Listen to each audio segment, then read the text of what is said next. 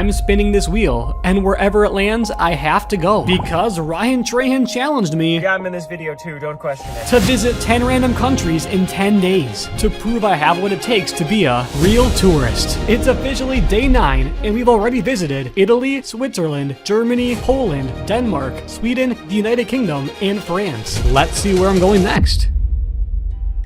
Hey guys, we made it to Spain, and we cannot leave this country until Leo and I complete 3 tasks. Number 1, you gotta find the coolest souvenir you possibly can.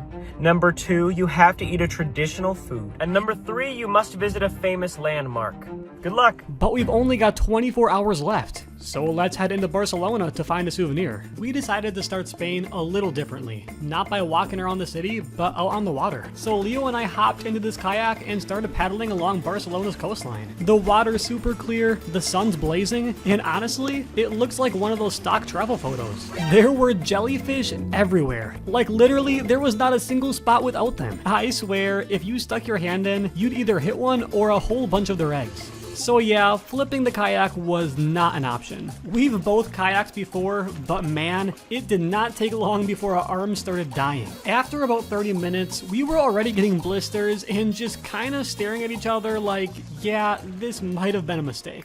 There were no crowds, no yelling. It was just our little group, the cliffs, and the open water. Every now and then, we'd paddle into the shade between the rocks just to cool off. It actually kind of felt peaceful, even though my arms were screaming the entire time. By the time we got back to shore, we were both exhausted, but we still had to find a souvenir, and that's when we saw it. Right off the beach, there's a little place called Marina Gift Shop E-Souvenir, and out of everything else along the shore, we figured this is the perfect place to lock in our first task. Inside, it's wall-to-wall with souvenirs. There's shelves of fridge magnets, jerseys, and for some reason, even some knockoff Labubus. Yeah, very Spanish, I guess. We spend a couple of minutes picking stuff up, putting it back, and arguing over buying a soccer jersey that I'd never wear. But then, tucked in the corner, we find the perfect thing. A mosaic bull figurine. It's covered in bright colors, super detailed, and honestly, nothing seems more Spanish than a bull. Out of all the souvenirs we found so far, I actually think this one might be one of my favorites. And plus, it's small enough that we won't regret carrying it around the rest of the trip. And just like that, task 1 is officially complete. But even though I was starting to feel like a real tourist, we couldn't really chill yet. We still had 2 more tasks to go, otherwise Ryan was gonna get really mad. So we figured we'd make our way through the city to find where we could check off our next task. And that's how we ended up walking up to one of the most famous spots in all of Barcelona, Park Güell.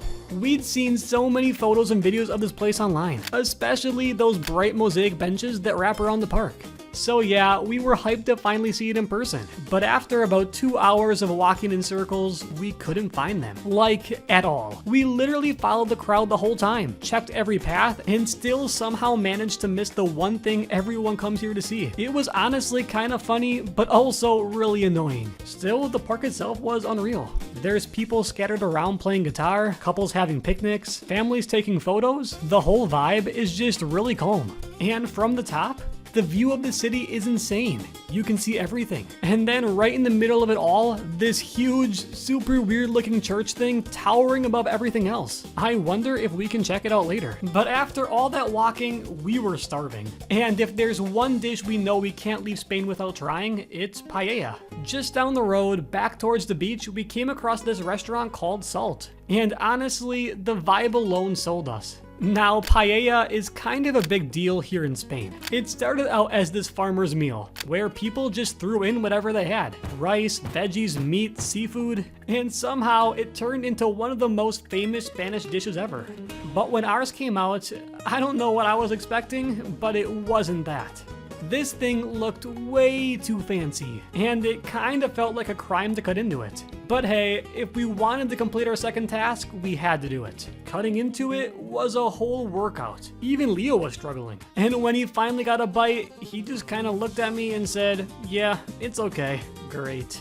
That really boosted my confidence. Now it was my turn. And honestly, after how things went the last couple of countries, I was bracing for the worst. But you know what? I really liked it. The rice was fine, but the meat was so good. I don't know if it was just because we were starving or if it was really that good, but either way, I was happy. And just like that, task 2 is officially complete. With food out of the way, we figured it was time to do something bigger, something that would actually count as a landmark. So instead of heading back into the city, we went in the opposite direction back to the water. We didn't really have a plan, but we figured if we just keep going down the coast, we'd eventually find something cool. The water was warm and super clear, and since we'd already been kayaking earlier, we thought we might as well jump in for a bit of snorkeling. So we were kinda just figuring it out as we went. But then we realized there were jellyfish. Like a whole lot of them. Apparently they're called fried egg jellyfish, which honestly, yeah, kinda checks out. People say they don't sting much, but still, I wasn't gonna test and find out. Just as I turned around, I spotted one of the coolest things so far, a cuttlefish. I couldn't quite tell whether he was dead or alive, but he was really cute and I had never seen one actually out in the wild before, so I was pretty impressed. Further down the coast, we started hearing people cheering. Turns out there was a whole bunch of people cliff jumping, and for some odd reason we thought, yeah, let's do that too. We started off on a small one first, just to warm up. And honestly, the height wasn't even that scary. I was more freaked out by the 100 jellyfish waiting for us below. Still, once you're up there looking down, your stomach just drops. But after you jump, it's pure adrenaline. We've been all over Barcelona today and somehow still haven't found a landmark that feels big enough to end Spain on.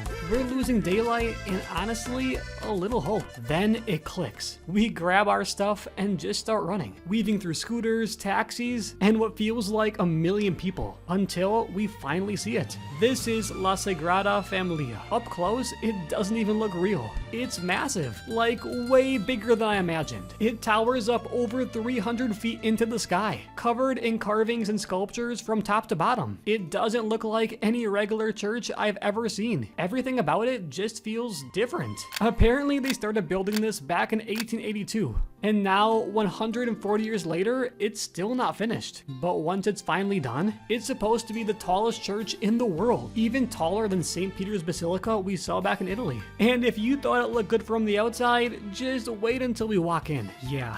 It's crazy. The first thing you notice are these massive pillars that stretch all the way up like trees. And I think we came in at just the right time. As the sun drops, the light shines through the stained glass windows. Nobody tells you to be quiet, but everyone starts to whisper. And I mean, I get it. How else do you react to something like this? And just like that, task 3 is officially complete. But it's not over yet. There's only one more country standing between us and the finish line. So let's head back to the hotel to see which country we're going to next. And now it's time for the Wheel of Destiny. On this wheel is every country surrounding Spain, and wherever it lands, we have to go to next. Let's spin the wheel and see where we're going. Subscribe to see which country we're going to next.